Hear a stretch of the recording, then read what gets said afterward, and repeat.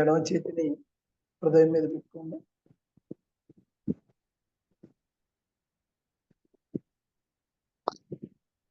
ఓ నా ప్రియాతి ప్రియమైన ఆత్మస్వరూపమా, ఓ నా ప్రియాతి ప్రియమైన ఆత్మస్వరూపమా, గతం నుంచి నా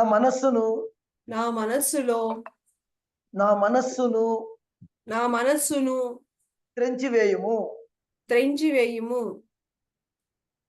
ఆత్మస్వరూపమా, నీవు మహా అద్భుతంగాను మహా ఆశ్చర్యకరంగాను గోచరించుచున్నావు.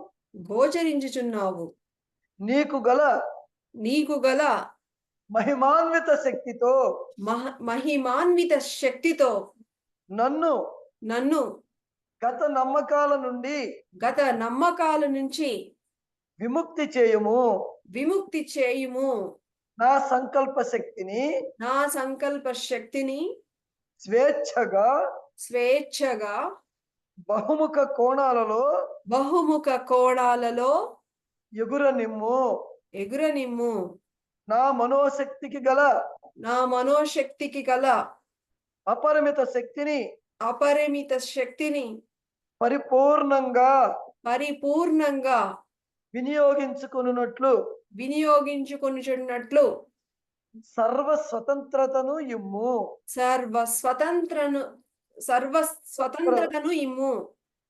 దైవ పదార్థమునకు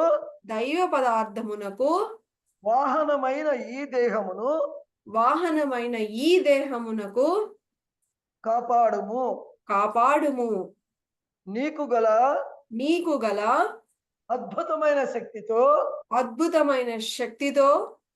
నా శారీరక రుగ్మతలను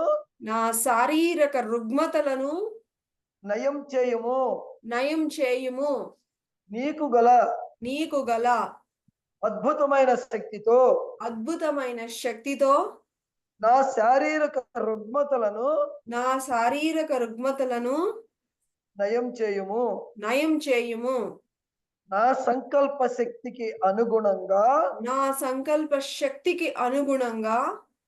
నా దేహమును పునర్నిర్మించుము. జీవిత అనుభవాలను సాదరంగా స్వాగతించుటకు గల బుద్ధి వికాసమును ఇమ్ము. ఓ ఆత్మస్వరూపమా, నీకు మరొకసారి ప్రణామములు. తథాస్తు.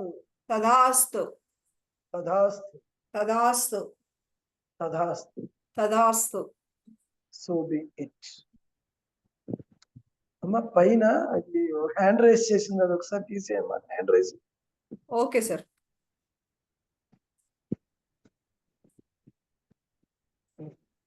ఓకే మాస్టర్స్, మరి మనము ఈ దేహాన్ని ఏ విధంగా అయితే మనలో ఉన్నటువంటి ఆత్మస్వరూపాన్ని, గతంలో నేనేవో నమ్మకాలు రకరకాలు, ఒకసారి షుగర్ అంటూ వచ్చిన తర్వాత జీవితాంతం మందులు వాడుకోవాల్సిందే, బీపీ వచ్చిన తర్వాత మందులు వాడుకోవాల్సిందే, లేకపోతే శరీరంలో ఏ రుగ్మతలు ఉన్నా సరే అవి మళ్ళీ వస్తూనే ఉంటాయి, లేకపోతే గత జన్మల్లో చేసుకున్నటువంటి వాటి యొక్క ఫలితం ఇప్పుడు ఈ జన్మలో మనం అనుభవిస్తూ ఉండవలసిందే అని ఏవైతే గతంలో మన నమ్మకాలు ఉన్నాయో ఆ నమ్మకాలన్నిటినీ కూడా తీసేసే నా లోపల నుంచి తీసేసి, నీకు వాహనం, ఈ శరీరం అనేది ఆత్మకి ఒక వాహనం.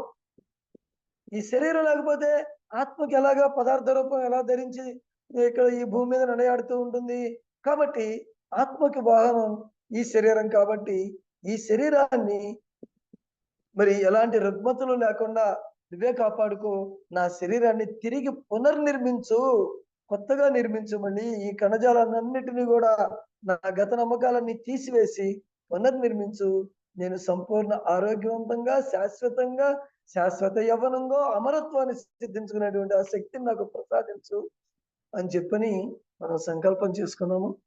ఓకే మాస్టర్స్, తదాస్తు అని ఎప్పుడైతే చెప్తున్నామో అది ఓకే అయిపోయినట్లే, మన జీవితంలో అది ఆ మార్పు జరిగిపోయినట్లుగా మనం భావం చేయాలి. తదాస్తు అని చెప్పుకున్నాము అంటే మన లోపల ఉన్నది మనల్ని ఆశీర్వదించేసింది. సో మనం మనం చెప్పుకున్నాం 4 పిల్లర్స్ లో 4th పిల్లర్ అన్నోన్. అన్నోన్ అనేది ఏదైతే ఉన్నదో మనకి ఇంకా అనుభవంలోకి రానివి ఏవైతే ఉన్నాయో దాన్ని మనం అనుభూతి చెందడం కోసం అన్నోన్ ద నోన్, ఆ అనుభూతి చెందడం కోసం, తెలియనివి తెలుసుకోవడం కోసం మనం ఈ భూమి మీద మన ప్రయాణాన్ని మనం సాగిస్తున్నాము. దాంట్లో భాగంగా మనం ఎప్పుడైతే ఒక పిరమిడ్, ఒకసారి ఊహించుకోండి మీరు, ఒకసారి మీ బాడీ మీద మొన్న నేను చెప్పాను కదా పిరమిడ్ వేసుకోమని చెప్పని, నుదుటి మీద చేయి పెట్టుకోండి, ఎడం చేతి మీదుగా ఇన్వల్యూషన్, మనం 7 లోకాలు, మనం 7 తలాలు, ప్రాంత తలాలు అంటాడు కాబట్టి 7 తలాలు కింద దిగి వచ్చేసాం. మనము 7వ తలం నుంచి ప్రారంభించి 6, 5, 4, 3, 2, 1 కిందకి. అలాగే ఎక్స్పీరియన్సెస్, కొన్ని వందల వేల జన్మలుగా ఈ భూమి మీద మనం అనేక ఎక్స్పీరియన్సెస్ పొందాము. కుడి చేతి మోకాల మీదకి రండి, అక్కడి నుంచి తిరిగి 7 తలాలు కూడా మళ్ళీ మనం తిరిగి పైకి ఊర్ధ్వముఖంగా మన ప్రయాణం సాగిస్తాము అనేక అనుభవాలతో అని చెప్పుకున్నాం. మనం ఊర్ధ్వముఖంగా మనం ఎవల్యూషన్ దాన్ని అని చెప్పని అంటాం. సో 7 తలాలు దాటుకుని పైకి వెళ్తాం. 7 తలాలు ఎలా దాటుతాం, ఏమేం జరుగుతుంది 7 తలాల్లోనూ, ఇక్కడ ఈ భూమి మీదకి వచ్చిన తర్వాత ఈ అనుభవ సారంతో మనం ఎలా పైకి చేరుకుంటాము, తిరిగి మన తండ్రి దగ్గరికి ఏ విధంగా వెళతాము అనేటువంటి దాని గురించి ఈరోజు మనకి రామ్తా మాస్టర్ ఏం చెప్తాడో తెలుసుకుందాం. మొట్టమొదటిగా ఒక పదానికి అర్థం తెలుసుకుందాం, అక్కడి నుంచి ఈ యొక్క దాన్ని మనం అర్థం చేసుకుంటాం. ఒక్క పదం అర్థం ముందు తెలుసుకుందాం. మనందరం ఎన్నోసార్లు ఉపయోగిస్తూ ఉంటాం ప్రజ్ఞ. ప్రజ్ఞ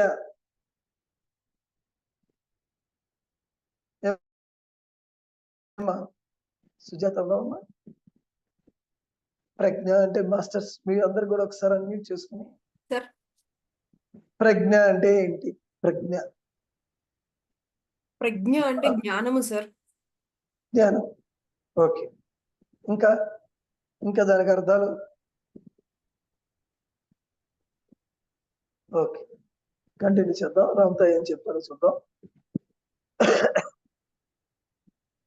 మనం శూన్యం నుంచి ఆవిర్భవించిన తర్వాత 7 లోకాలు దిగుతా వచ్చినప్పుడు 7 లోకాలలో ఉన్నటువంటి జ్ఞానం అంతా అనుభవపూర్వకంగా తీసుకుని మనం ఈ భూమి మీద జన్మ తీసుకుని, ఈ భూమి మీద అనేక జన్మల్లో అనుభవపూర్వకంగా తీసుకున్నటువంటి జ్ఞానం, అనుభవపూర్వకంగా తీసుకున్నటువంటి జ్ఞానం ఏదైతే ఉన్నదో దాన్ని ప్రజ్ఞ అని చెప్పి పిలుస్తారు. అంటే అనేక జన్మల్లో తీసుకున్నాము ఈ భూమి మీద, ఉన్నత తరాల్లో కూడా మనం పైనుంచి కిందకు వచ్చేటప్పుడు ఆ అనుభవ జ్ఞానం మనం తీసుకున్నాం. సో మన జీవితంలో ప్రజ్ఞగా ఈ మొత్తం స్థిరపడి ఉంది మన లోపల, ప్రజ్ఞగా ఉన్నది, దాన్ని ప్రజ్ఞ అంటాం. ఆ ప్రజ్ఞ అనుభూతి అనుభూతి సర్వస్వం, దాన్నే మన జ్ఞానం, మనం అనుభవ జ్ఞానం. ఓకే, యువర్ రైట్ అమ్మా. కాబట్టి ఈ యొక్క 7 తలాల్లోంచి మనం నేర్చుకుని దిగొచ్చాము, ఈ భూమి మీద నేర్చుకున్నాము, తిరిగి మనం ఎవల్యూషన్ పైకి మనం ఆ తండ్రి దగ్గరికి చేరుకోవాలి. ఆ 7 ఏవైతే ఉన్నాయో దిగొచ్చామో మళ్ళీ తిరిగి 7 తలాలు పైకి మనం ఒకదాన్ని ఒకటి దాటుకుంటూ పైకి వెళ్తాం.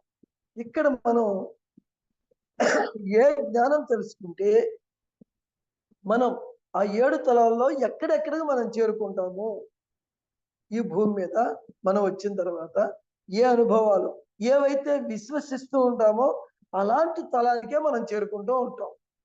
కాబట్టి మన ఆలోచనలు, మన అనుభూతులు, మన వ్యక్తీకరణ ఏదైతే ఉంటుందో అలాంటి తలానికే మనం చేరుకుంటాం. ఇక్కడ మనం కొన్ని ఎగ్జాంపుల్స్ చెప్పుకుంటూ ముందుకెళ్తాము. ఇప్పుడు రామ్తా టీచింగ్స్ లో ఏం చెప్తాడంటే, మనము భూమి మీద స్వర్గం, నరకం, మనం పత్రిసారి వచ్చిన తర్వాత మనం తెలుసుకున్నాం. నరకం అంటే ఏం చెప్తారమ్మా? నరకం అంటే ఏం చెప్తారు? పత్రి సార్ ఏం చెప్పారు నరకం అంటే?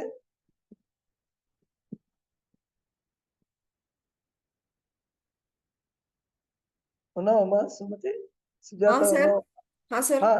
సార్, నరకం అంటే ఏం చెప్పారు సార్? నరకం అంటేనా sir?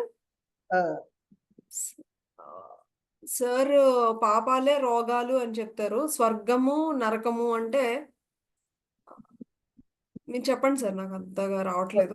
Right right, okay okay okay. మనకి స్వర్గము నరకము మన జీవితంలో చిన్నప్పటి నుంచి మనకి తెలియచేసినటువంటి విధానం ఈ రెండు మనలో నిక్షిప్తం అయిపోయి ఉన్నాయి. నువ్వు ఏదైనా తప్పు చేస్తే నరకానికి వెళ్తావు, శిక్షలు అనిపిస్తావు, నూనె ఉంటుంది, దాంట్లో వేయిస్తారు, బజ్జీలు చేస్తారు, రకరకాలుగా మనకి ఎన్నో వర్ణిస్తూ ఉంటారు. సో నరకంలో తప్పు చెయ్యాలంటే అంత భయపడిపోయేటట్టుగా నరకాన్ని ఆ విధంగా వర్ణిస్తూ ఉంటారు. కాబట్టి రామ్తో మాస్టర్ ఏం చెప్తాడంటే, నరకం అనేది అసలు ఎక్కడ లేదు. నేను ఈ మొత్తం సృష్టి అంతా తిరిగి వచ్చేసి అన్ని లోకాలు తిరిగా, కానీ ఏ లోకంలో కూడా నరకము అనేటువంటి ఒక లోకమే లేనే లేదు. ఈ నరకంలో ఉండి నరకంలో శిక్షలు అనుభవిస్తాము, ఇలాంటిది ఎక్కడ లేనుగాక లేదు. ఈ నరకం అనేది ఈ భూమి మీద మనకి 2000 సంవత్సరాల క్రితం జీసస్ క్రైస్ట్ ఉన్నప్పుడు అప్పుడు ఉన్నటువంటి దాంట్లో నరక్ అంటే, మనం ఎప్పుడైతే మనకు శ్మశానం దగ్గరికి ఒక శవాన్ని తీసుకెళ్లి తగలబెడదాం అనుకుంటే ఆ శ్మశానంలో శవాన్ని కూడా తగలబెట్టనివ్వకుండా అలా వదిలేసేసేటువంటి పరిస్థితులు అప్పుడు కల్పించారు. అంటే ఒక జీసస్ క్రైస్ట్ బోధనలకి వ్యతిరేకంగా కానీ ఎవరైనా అలా మాట్లాడినప్పుడు అప్పుడు ఉన్నటువంటి రాజులకి వ్యతిరేకంగా ఎవరైనా ఏదైనా చేసినప్పుడు శ్మశానంలో వాళ్ళని పాతి పెడతానికి కానీ తగలబెడతానికి కానీ వాళ్ళకి అవకాశం లేదు. అలా వదిలేసి రావటమే. ఆ శవాన్ని గద్దలు అలా వచ్చేసి పీక్కుని తింటూ అలా ఉండే ఆ దృశ్యాన్ని, ఆ మొత్తాన్ని నరకము అని చెప్పని, నరక్ అని చెప్పని ప్రారంభించడం మొదలు పెట్టారన్నమాట జీసస్ క్రైస్ట్ టైంలో. కాబట్టి నరకం అనేది మీరు సృష్టించుకున్నది. ఆ పేరు అనేది నిజానికి ఈ విశ్వతలాల్లో ఎక్కడా నరకం అనేది లేదు. ఉన్నవన్నీ కూడా స్వర్గతలాలే. ఈ భూతలం మనం ఏం చెప్తాం? మనం భూతలం అనేది ఒక స్వర్గం. 2వ తలం స్వర్గం, 3వ తలం స్వర్గం, 4వ తలం స్వర్గం, 5వ తలం స్వర్గం, 6వ తలం స్వర్గం, 7వ తలం స్వర్గం. ఉన్నవన్నీ కూడా స్వర్గతలాలే ఉన్నాయి. కాబట్టి నరక తలాలు అనేవి ఎక్కడా లేదు. ఈ ఈ భూతలం అనేటువంటి ఈ స్వర్గంలో మీరు మీ స్పందనల యొక్క తీవ్రత ఏ విధంగా అయితే ఉంటుందో దానికి అనుగుణంగా ఉండేటువంటి స్వర్గతలానికి మీరు చేరుకుంటారు శరీరాన్ని వదిలిపెట్టిన తర్వాత. అంటే ఇప్పటిదాకా శరీరం వదిలిపెడతాం అనేటువంటి ధ్యాసతో మనం ఉన్నాం. ఈ రామ్తా టీచింగ్ మనకి అర్థమవక ముందు వరకు కూడా శరీరాన్ని వదిలిపెట్టాల్సినటువంటి అవసరం ఉన్నది. తథ్యం. అది 100, 150, 200, 300, 400 వరకు మనం లిండా గుడ్మెన్ స్టోరీ చదివిన తర్వాత 400 సంవత్సరాల వరకు అనేటువంటి దాన్ని మనం అర్థం చేసుకున్నాం. ఎంతవరకు యాక్సెప్ట్ చేసాం అనేది ఎవరి కాళ్ళకే తెలియాలి. ఎంతవరకు దాన్ని యాక్సెప్ట్ చేసాం. నేను కనీసం లిండా గుడ్మెన్ 400 సంవత్సరాలు బతికిందంట. తన క్యాన్సర్ వచ్చి ఆ క్యాన్సర్ని ఏ విధంగా తను తగ్గించుకుంది, ఆ తర్వాత ఇన్ని సంవత్సరాలు ఎలా బతికింది అనేది చదువుకున్న తర్వాత కూడా మరి మనం ఎన్నేళ్ళు ఉండాలి అనేటువంటి దాన్ని మళ్ళీ మనకే ఒక సంశయం. కాబట్టి మనలో ఉన్నటువంటి ఆ స్పందనల యొక్క తీవ్రత ప్రకారంగా నువ్వు ఈ భూమి మీద ఎన్ని సంవత్సరాలు ఉండాలి, ఎంతకాలం ఉంటావు అనేది నువ్వు పైకి ఎలా వ్యవహరించినప్పటికీ కూడా నీ అంతరంగంలో ఉన్నటువంటి భావనలు, స్పందనలు అది ముఖ్యం. పైకి నేను ఏదైనా చెప్తాను, కానీ నా లోపల యాక్సెప్టెన్స్ లేకపోతే అలా కాకుండా, కాబట్టి దానికి పైదాన్ని కొలత వేయకుండా నీ అంతరంగంలో ఉన్నటువంటి స్పందనల యొక్క తీవ్రతకి అనుగుణంగా నువ్వు ఆ స్వర్గారోహణం నువ్వు చేస్తావు అనేటువంటిది చెప్తున్నాడు. ఈ 7 రకాల మొత్తం 7 తలాలు ఉన్నాయి. ఆ 7 తలాలు ఎవరు ఎక్కడికి ఎలా వెళ్తారు? 7 ప్రజ్ఞాస్థితులు ఉన్నాయి ఈ భూమి మీద. 7 ప్రజ్ఞాస్థితులు ఉన్నాయి. మీ యొక్క ప్రజ్ఞ అనుభవ స్థితి, అనుభవ జ్ఞానం ఎంతవరకు అయితే ఉన్నదో ఆ తలానికే మీరు చేరుకుంటారు అని చెప్తూ, మొట్టమొదటిది పునఃసృష్టి. పునఃసృష్టి, ఆత్మరక్షణ అనేటువంటి ఒక తలం. మొట్టమొదటి తలం పునఃసృష్టి, ఆత్మ రక్షణ అనేటువంటిది ఒక తలం. ఈ భూతలం మీద మనకి ఏముంటుంది? పునః సృష్టి అంటే మనము పిల్లలు కంటాం, పెద్దవాళ్ళని చేయటం, వాళ్ళ బాగోగులు చూసుకుంటాం, ఇంతవరకు మాత్రమే తెలిసినటువంటి స్థితి ఏదైతే ఉన్నదో దాన్ని పునః సృష్టి అనేటువంటి వాడికి ఇంకా అంతవరకునే తెలుసు, ఇంకా ఏమీ తెలీదు. ఈ అవగాహన ఉన్న వాళ్ళు ఆత్మరక్షణ అంటే ఆత్మనే పదం అక్కడికి తెలిసినప్పటికీ తెలియనప్పటికీ కూడా నేను రక్షించబడాలి, నేను భూమి మీద నిలబడాలి అనేటువంటిది కొంతకాలం నేను జీవిస్తూ ఉంటాను. ఇలాంటి ఆలోచనలన్నీ సహజమైనటువంటి మానవుడికి ఉండేటువంటి ఆలోచనలు ఏవైతే ఉన్నాయో, నేను మానవుడిగా ఆలోచించేటువంటి ఏవైతే ఉన్నాయో ఆలోచనలు, ఆ ఆలోచనల ప్రకారంగా దాని యొక్క తీవ్రత ప్రకారంగా వాడు ఆ మొట్టమొదటి తలం నుంచి ఈ శరీరాన్ని వదిలిపెట్టేసిన తర్వాత రెండవ తలంలోకి ప్రవేశిస్తాడు. రెండవ తలంలో ఉన్నటువంటిది ఏముంటాయో మళ్ళీ నేను చెప్తాను. కాబట్టి ఈ రెండవ తలంలో భయము, బాధ అనేటువంటి ఆ ప్రజ్ఞా తలాన్ని రెండవ తలంగా మనకి రామ్తా మాస్టర్ తెలియచేశారు. రెండవ తలం ఎవల్యూషన్ మనం అనుకున్నాం, మన యొక్క ఎన్వల్యూషన్ దిగొచ్చాము, ఎక్స్పీరియన్సెస్ అయిపోయినాయి. ఎవల్యూషన్ అంటే ఈ భూమి మీద ఏ యొక్క అవగాహనతో మీరుంటే ఆ ప్రజ్ఞాతలానికే మీరు చేరుకుంటారు. ఇది మనం. సో మనం రెండవ తలం భయము, బాధ అనేటువంటి ప్రజ్ఞాతలము.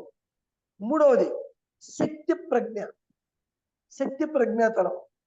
నాలుగవది ప్రేమానుభవ ప్రజ్ఞ. ఐదవది ప్రేమ అభివ్యక్తీకరణ ప్రజ్ఞ. ఆరవది సర్వస్వంలోనూ దైవాన్ని దర్శించేటువంటి ప్రజ్ఞ. మనం చెప్పుకున్నాం, మన ఏ ఆలోచన విధానం ఉండాలి అనేటువంటి దాంట్లో ఈ పాయింట్ కూడా మనకు వచ్చింది. దాని యొక్క అర్థం ఏంటో ఈరోజు మనకి ఇంకా బాగా అర్థం. సర్వస్వంలోనూ దైవాన్ని దర్శించేటువంటి ప్రజ్ఞాతలం. ఏడవది నేనే దైవాన్ని అనే ప్రజ్ఞ. 7 తలాలు. ఆ 7వ తలం అనేటువంటిదే నేను దైవాన్ని అనేటువంటి స్థితి అని మనం చెప్పుకున్నప్పుడు, మరి ఏ అవగాహన ఉన్న వాళ్ళు ఎక్కడెక్కడ ఎలా ఉంటారు, ఎక్కడెక్కడ ఎలా అనేటువంటి దాని గురించి కొంచెం మనం తెలుసుకుంటాం. ఎవరైనా మాట్లాడుతున్నారండి? లేదు సార్. ఓకే. సో మొట్టమొదటి మనం తీసుకునేటువంటి ప్రతి ఆలోచన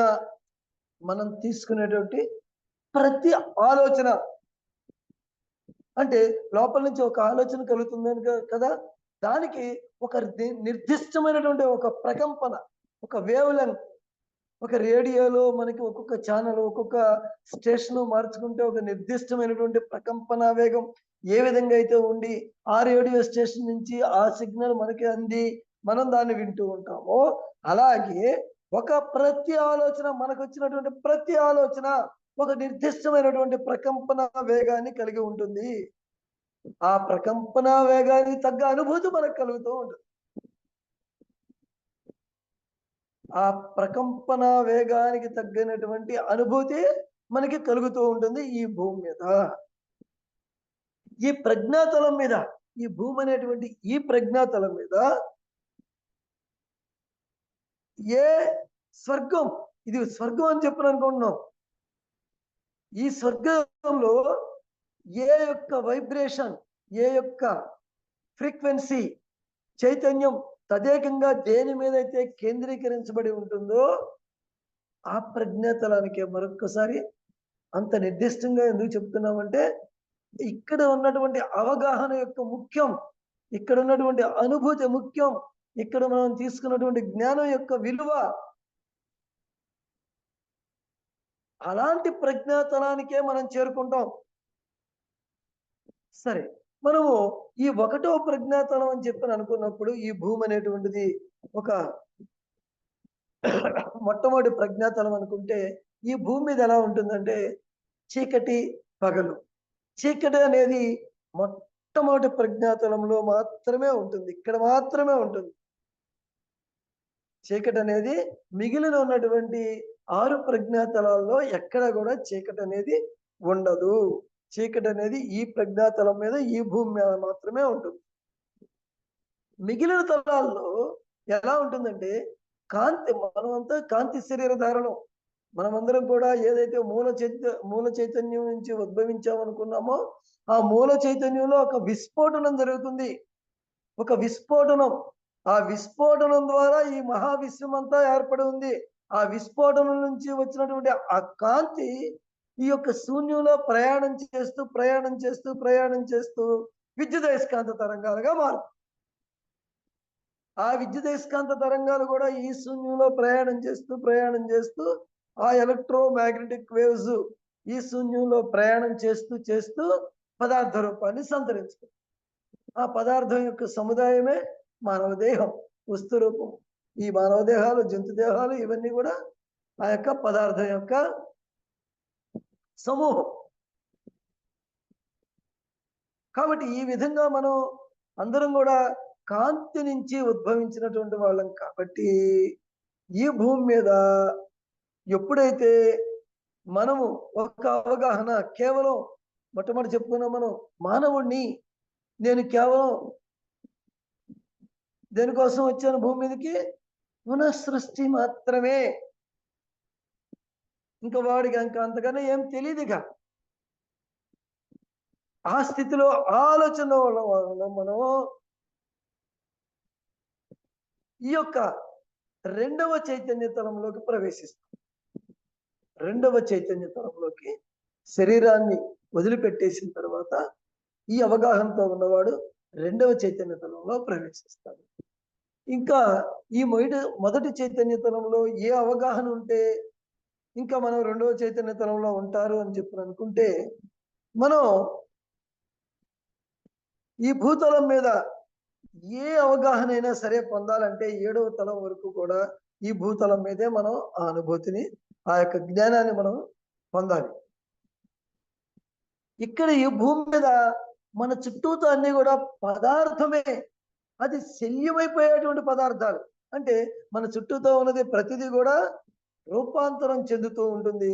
శరీరాలు అయితేనేమో మరి ఆ యొక్క శాంతం తీసుకెళ్ళిపోయి ఏదో పడేసేసి దాన్ని నిర్జీవం అయిపోయిన తర్వాత దాన్ని సమూలంగా నాశనం కూడా చేసేస్తారు, తగలబెట్టేస్తారు, బాధ పెట్టేస్తారు, అన్ని జరిగిపోతుంటది. కాబట్టి ఇవన్నీ కూడా శల్య పదార్థములు, అన్ని కూడా శల్య పదార్థములు. మనమంతా కూడా మన చుట్టుపక్కల ఉన్నటువంటి వస్తు ప్రపంచం అంతా కూడా శల్యం, అంటే నశించిపోయేటువంటిది. పదార్థాలతోనే మనం జీవనం చేయాల్సినటువంటి అవసరం ఉంటుంది. అలాగే ఇక్కడ భూమి మీద జన్మ తీసుకోవాలంటే ఒక స్త్రీ గర్భంలోంచి మాత్రమే జన్మ తీసుకునేటువంటి అవకాశం ఈ భూమి మీద మనకు.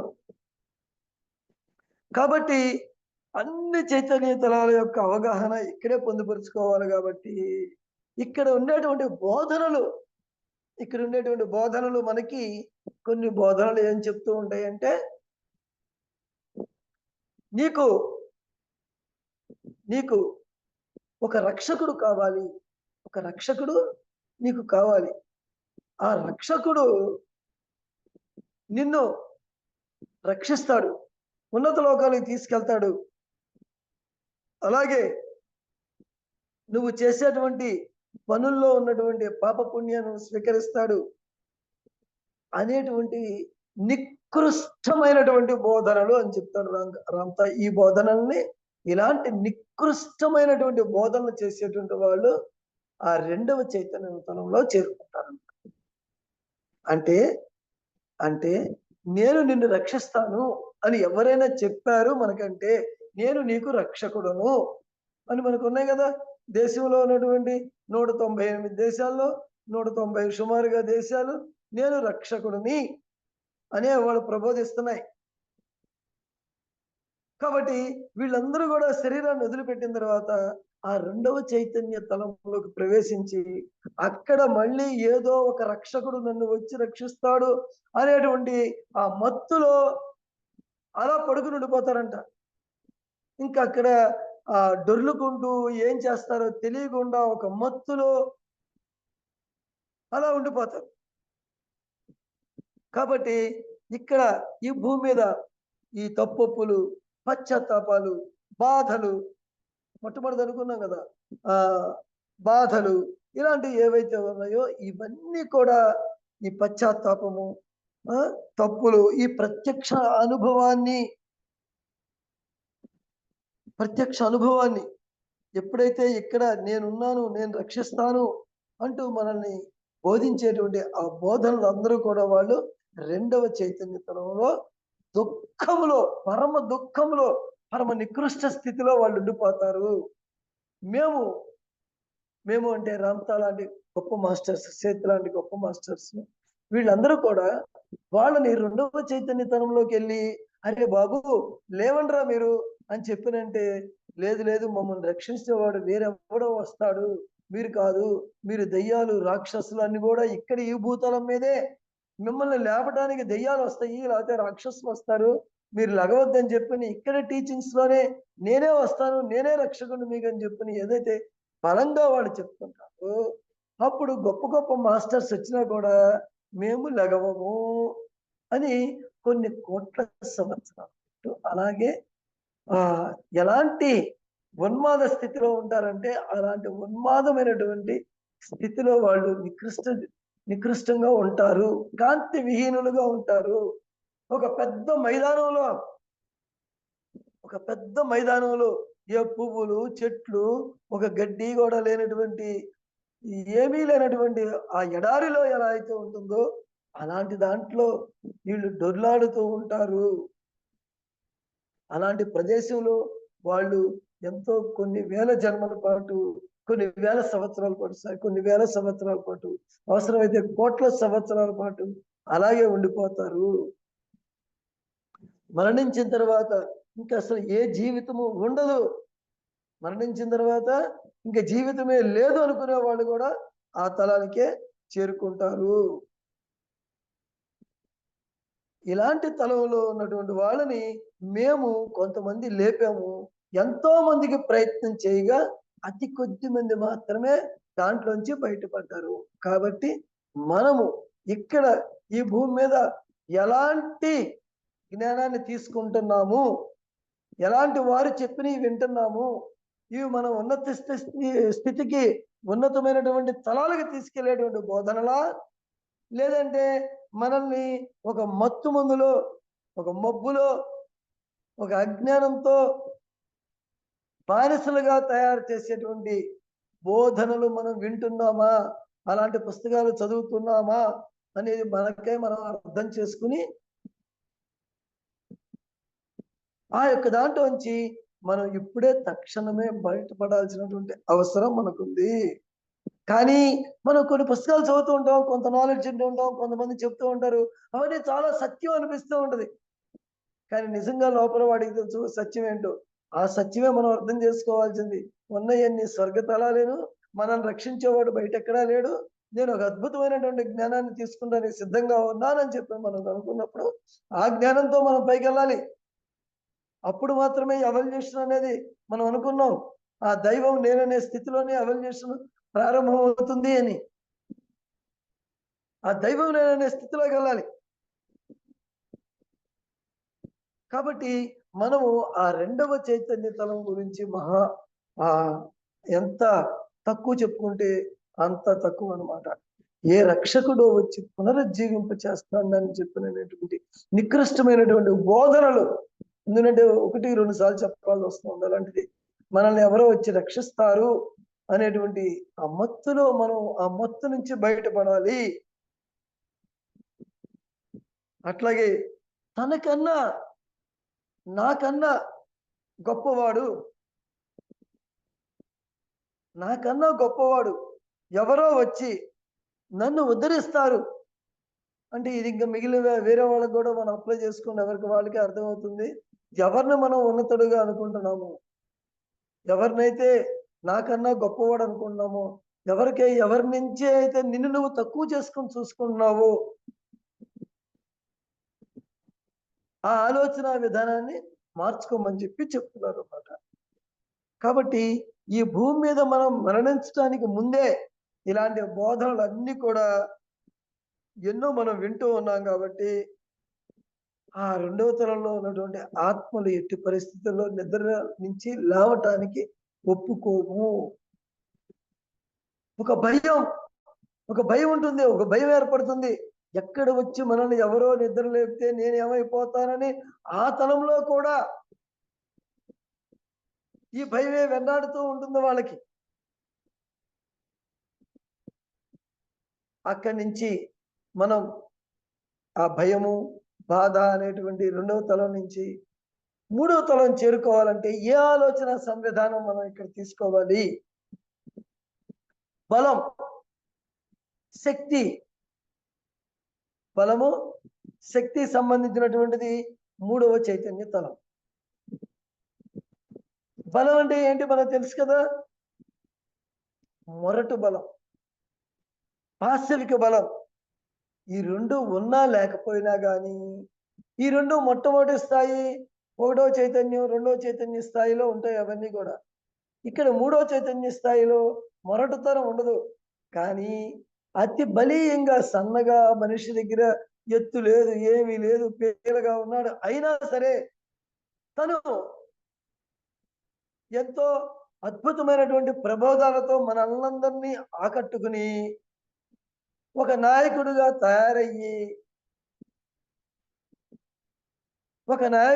తయారయ్యి తన సామర్థ్యంతో మిగిలిన జనాలు అందరినీ కూడా బానిసలుగా చేసుకుని నేను చెప్పినట్టే వీళ్ళందరూ వింటారు అని ఒక నాయకుడు, ఒక రాజకీయ నాయకుడు ఎవరైతే ఉంటారో అలాంటి వాళ్ళందరి యొక్క ఆలోచన సంవిధానం ఎవరైతే ఉంటారో వీళ్ళందరూ కూడా మూడవ చైతన్యతను ప్రవేశిస్తారు. అందరినీ తమ ఆలోచనల తీరుతోనే, కేవలం రాజకీయ నాయకులే కాదు, ఆధ్యాత్మిక ముసుగుతో బాబాజీలు, గురూజీల పేరులతో ఎంతో మంది అందరినీ ప్రభావితం చేస్తూ ఉన్నటువంటి వాళ్ళు, వ్యవహరిస్తున్నటువంటి వాళ్ళు. అందునే మనం పత్రికారి దగ్గరికి వెళ్ళిన తర్వాత ఎవరి బుట్టలోకి మనం పడలేదు, ఏ స్వామీజీల యొక్క కాళ్ళ చెంత మనం లేము, బయటకు వచ్చేసాం.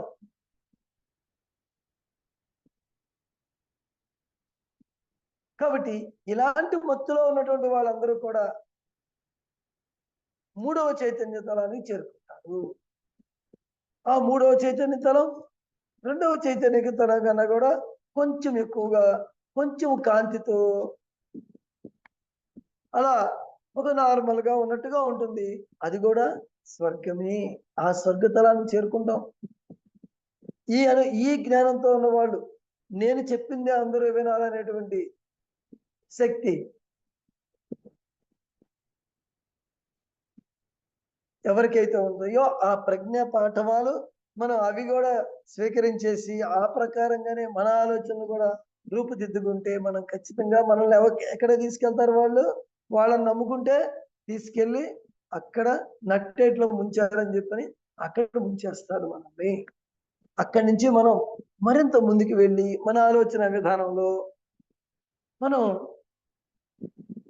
అందరినీ, కొంతమంది చెప్తుంటారు కదా, ఈ భూమి మీద ప్రేమ అన్నిటికన్నా గొప్పది, ప్రేమను మించినటువంటిది లేదు, ప్రేమే మూలం, ప్రేమే సృష్టికి మూలం, ఆ ప్రేమ నుంచినే మనం జన్మ తీసుకున్నాం, కాబట్టి ప్రేమే ఉన్నతికి ఏకైక మార్గం అని ఇలాంటి ఎన్నో మనం వింటూ ఉంటాం. కొంతమందిలో ఏమవుతుందంటే అందరినీ ప్రేమిస్తారు, అందరినీ అద్భుతంగా ప్రేమిస్తారు, పిల్లలు ప్రేమిస్తారు, తల్లిదండ్రులను ప్రేమిస్తారు, సమాజంలో ఉన్నటువంటి వాళ్ళని ప్రేమిస్తారు, కానీ ఆ ప్రేమని వ్యక్తీకరించలేరు, ప్రేమని చెప్పలేరు. ప్రేమ లోపల అత్యంత అద్భుతంగా ఉంటుంది. ప్రేమైక మూర్తులుగా ఉంటారు, కానీ ప్రేమని వ్యక్తపరచలేరు. ప్రేమ ఉంది, ఏమాత్రం వాళ్ళు వెలుపచ్చలేరు వాళ్ళ యొక్క ప్రేమని. కట్టుబాట్లు అవ్వచ్చు, లేదంటే లోపల ఆ యొక్క తత్వం, ఆ లోపల చెప్పలేనటువంటి తత్వం అవ్వచ్చు, కానీ ఎంతో గాఢంగా ప్రేమించేటువంటి తత్వమే వాళ్ళది, కానీ చెప్పలేదు. దాన్ని వ్యక్తీకరించే సామర్థ్యం వాళ్ళ దగ్గర లేదు. ఇంకంతే, లోపలే ఉంటుంది. ఇలాంటి వాళ్ళందరూ కూడా 4వ చైతన్య తలం. కాబట్టి 3వ చైతన్య తలం వరకు కూడా ఈ భౌతిక శరీరానికి సంబంధించింది కొంచెం అందుబాటులో అలా అలా ఉంటుంది. 4వ చైతన్య తలం అనేటువంటిది ఆ యొక్క ఉన్నతమైనటువంటి తలాలు, అంటే ఒక శివుడు నివసించేటువంటి తలం. కింద 3 భౌతిక తలానికి సంబంధించినవి, పైన ఉన్నటువంటి 4 కూడా ఉన్నతమైనటువంటి చైతన్య తలాల్లో మొట్టమొదటి చైతన్య తలం 4వ చైతన్య తలం. ఉన్నతమైనటువంటి చైతన్య తలాలలో మొట్టమొదటిది 4వది. ఈ 4వ చైతన్య తలానికి వెళ్ళాలంటే ఏం చేయాలి మనం? అవశ్యంగా ప్రేమ గురించి తెలుసుకుంటూ ఉండాలి. కానీ ప్రేమను వ్యక్తీకరించినటువంటి స్థితిలో ఉంటే మాత్రం 4వ చైతన్య తలంలోకి వచ్చారు. అక్కడి నుంచి 5వ చైతన్య తలం ఎవరు వెళ్తారు అంటే 5వ చైతన్య తలం మనం వెళ్ళాలి అంటే ప్రేమను అభివ్యక్తీకరించాలి, ప్రేమను వ్యక్తపరచాలి.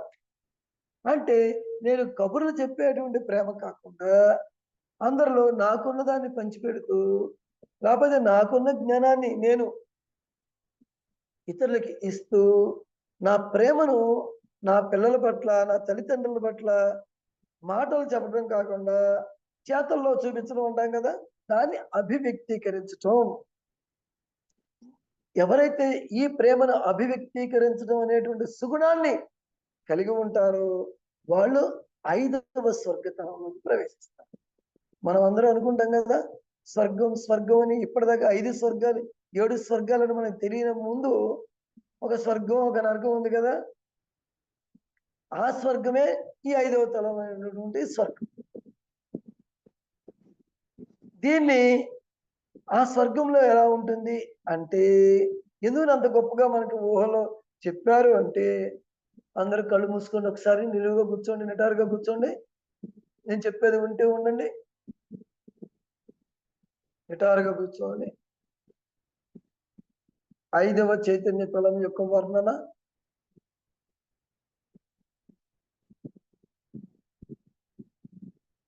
5వ చైతన్య తలం.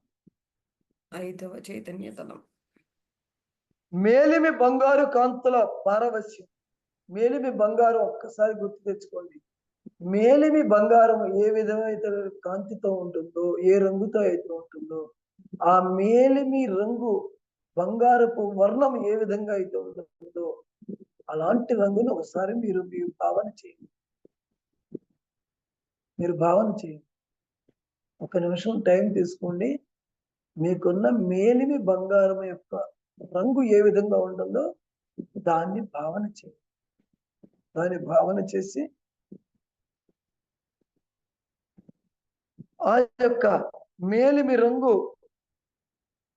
సూర్యుడి యొక్క కిరణాలు, ఉదయించే సూర్యుడి యొక్క కిరణాలు మేలిమి బంగారు కాంతి ఛాయలతో ఎలా అయితే ఉంటుందో ఈ విధంగా కూడా ప్రయత్నం చేయండి.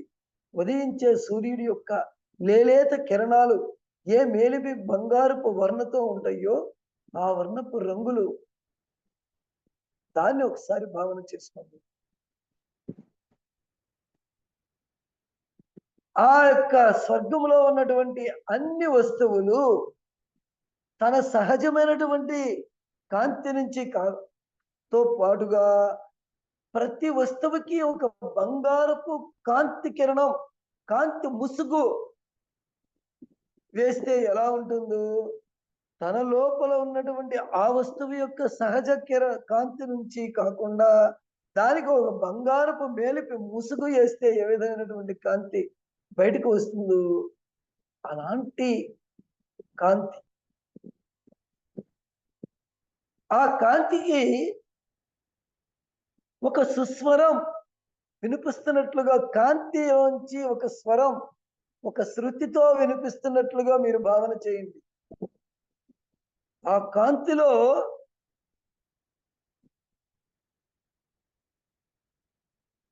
ఒక సంగీతం, ఆ నిర్మల బంగారు తేజంలో ఒక సంగీతం నాదం, ఒక ఓంకార నాదం మీరు వినిపిస్తున్నట్లుగా భావన చేయండి. ఇప్పుడు మనం అందరం 5వ చైతన్య తలంలో ఉన్నాం. ఆ 5వ చైతన్య తలపు అనుభూతిని మనం ఆస్వాదిద్దాం. అక్కడ అన్ని వస్తువులు లేత బంగారపు, లేత కిరణాల యొక్క బంగారపు వన్నెతో, తమ సహజమైనటువంటి వన్నెతో కూడా ప్రకాశిస్తూ ఉన్నాయి. దానికి బంగారపు పూత పూస్తే ఏ విధంగా ఉంటుందో అలాంటి కాంతి కిరణాలు మీరు ఊహించుకోండి. ఏ వస్తువునైనా సరే, ఏ దానికి మీ శరీరాన్ని అవ్వచ్చు, ఇతరుల శరీరాలు అవ్వచ్చు, మీ తల్లిదండ్రులు అవ్వచ్చు, మీకు నచ్చిన చెట్టు అవ్వచ్చు, మీకు నచ్చిన ప్రదేశం అవ్వచ్చు, మీరు అనుకున్నది ఏదైనా సరే, దానికి ఆ లేత బంగారు పువ్వుని కాంతి ఎలా ఉంటుందో అలా భావం చేయి. అక్కడ ఏ రాత్రులు ఉండవు, ఏ రాత్రులు ఉండవు. ఆ తేజస్సు అయినటువంటి ఆ కాంతి కిరణాల యొక్క ప్రకంపనాలు అద్భుతమైనటువంటి వేగంతో సాగుతూ ఉంటాయి. ఒక దివ్య నాదం, ఓంకార నాదం, ఒక దివ్య నాదం నిరంతరము ఎప్పుడు ప్రసరిస్తూ ఉంటుంది. అదే అక్కడ జీవికి శ్వాస. ఆ ఓంకార నాదమే శ్వాస. అక్కడ వేరే గాలి, వాయువు ఇవేమీ లేదు. ఆ నాదమే ఒక శ్వాసగా కోట్ల సంవత్సరాల పాటు అక్కడ హాయిగా, ఆనందంగా తలుచుకున్న క్షణంలో, కోరుకున్న క్షణంలో మీ ముందు ప్రత్యక్షమయ్యేటువంటి తలం.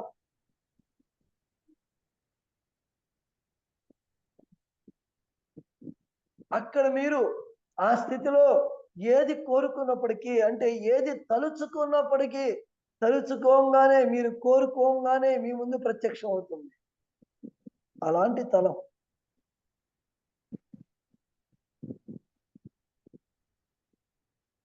భావం చేసుకోండి. ఆ ప్రకంపన శృతే ఒక నాదం, ఒక శ్వాస. అక్కడ ఉన్నటువంటి ఒక వ్యక్తి సంగీతాన్నే శ్వాసిస్తూ ఉంటాడు. ఆ ఓంకార ప్రణవంతోనే శ్వాసిస్తూ ఉంటాడు. అక్కడికి చేరుకోవడానికి ప్రేమను అభివ్యక్తీకరించేటువంటి, కాబట్టి ప్రేమైక జీవితాన్ని జీవిస్తూ ప్రేమను అభివ్యక్తీకరించేటువంటి స్థితి ఇక్కడ మనం ఇప్పుడు కల్పించుకుంటున్నాం. ఆ ప్రేమను మనం వ్యక్తీకరిస్తాం. ఆ వ్యక్తీకరించేటువంటి స్థితిలో మనం ఉండాలి.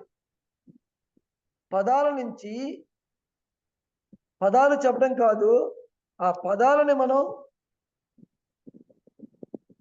ధ్యానిస్తూ, ఆ ప్రేమను ధ్యానిస్తూ, ప్రేమను అనుకరిస్తూ, ప్రేమను వ్యక్తీకరిస్తూ మనం ఉన్నప్పుడు ఆ 5వ తలంలోకి ప్రవేశం అనేది జరుగుతుంది. ఆ 5వ తలం నుంచి ఇంతకన్నా ఉన్నతమైనది ఇక ఏదీ లేదనేటువంటి స్పృహ కొన్ని వేల సంవత్సరాల పాటు అక్కడ జరుగుతూ ఉంటుంది. ఇంకా అంతకన్నా గొప్పది ఉన్నదేమో అనేటువంటి ఆలోచన కూడా అక్కడ రాదు. అలాంటి తలం అది, అలాంటి స్వర్గం. ఇలాంటి స్వర్గంలో ఉన్నప్పుడు ఒకానొక సరస్సు, లేకపోతే ఒకానొక చేప పిల్ల అని చెప్పి అనుకున్నప్పుడు, ఆ చేప పిల్ల నాకు కావాలి అనుకున్న క్షణంలో నీ ముందు ఒక గ్యాలం వస్తుంది, ఒక చెరువు వస్తుంది, ఆ తటాకంలో నీరు వస్తుంది, ఆ తటాకం చుట్టూతా మళ్ళీ వృక్షాలు వస్తాయి. ఆ తటాకం చెందుకి నువ్వు చేయి పెట్టగానే నువ్వు కోరుకున్నటువంటి ఆ చేప పిల్ల నీ చేతికి దొరుకుతుంది. దాంతో నువ్వు ఆడుకుంటావు. ఇవన్నీ కూడా నీవు ఒక్కటి అనుకోగానే దానికి సంబంధించిన అన్ని కూడా నీ ముందు ఆ విధంగా తక్షణమే ప్రత్యక్షమయ్యేటువంటి ఆ యొక్క తలం, ఆ 5వ చైతన్య తలం. Okay sir. మనం రేపు టైం అవుతుంది కదా సార్? రేపు నేను కంటిన్యూ. చూస్తున్నాను. ఇక్కడికి ఆపేస్తాను. అయితే ఆపేస్తాను. ఇది కంప్లీట్ అయిన తర్వాత రేపు 6, 7 చెప్తారా సార్? అవును, అవును. సో ఐదవ తలాన్ని అభివ్యక్తీకరిస్తూ ఉండేటువంటి ఆ తలాన్ని మనం అందరం ఇప్పుడు ఊహించుకున్నాం, భావన చేసాం. సో భావ వ్యక్తీకరణ, ప్రేమ వ్యక్తీకరణ ద్వారా పొందేటువంటి తలం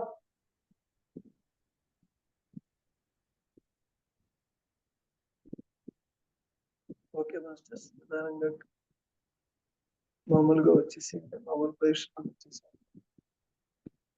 ఐదో తలం నుంచి మీరు ఊహించుకున్న దాని నుంచి ప్రధానంగా ఆ అద్భుతమైనటువంటి లేలేతు బంగారు కిరణాల యొక్క తేజస్సు మీ శరీరం అంతటా, ఆ తేజస్సు, ఆ కాంతి మీ శరీరం అంతా నిండినట్లుగా భావం చేసి ఆ లేలేతి కాంతి కిరణాల యొక్క స్పర్శ మీరు అనుభవిస్తున్నట్లుగా భావం చేసి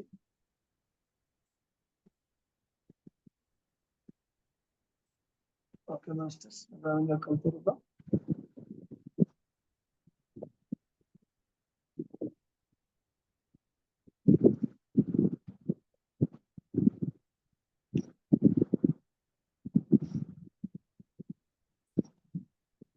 ఓకే మాస్టర్స్ ప్రధానంగా కల్పించేద్దాం. కాబట్టి మన ఇక్కడ అవగాహన, ఎంత జ్ఞానం నేర్చుకుంటాం, ఎంత నేర్చుకుంటే ఏం జరుగుతుంది అనేది అన్నిటికీ మూలం ఇక్కడ ఈ భూతలమే. ఇక్కడ ఈ భూతలం మీద నేర్చుకుంటానికే ఇక్కడే భూమి అనేటువంటిది ఒక పాఠశాల. ఈ పాఠశాలలో మనం ఎక్కడి దాకా నేర్చుకున్నాం అనే దాన్ని బట్టి దాని శృతికి తగ్గట్టుగా తనాన్నే మనం చేరుకుంటాము.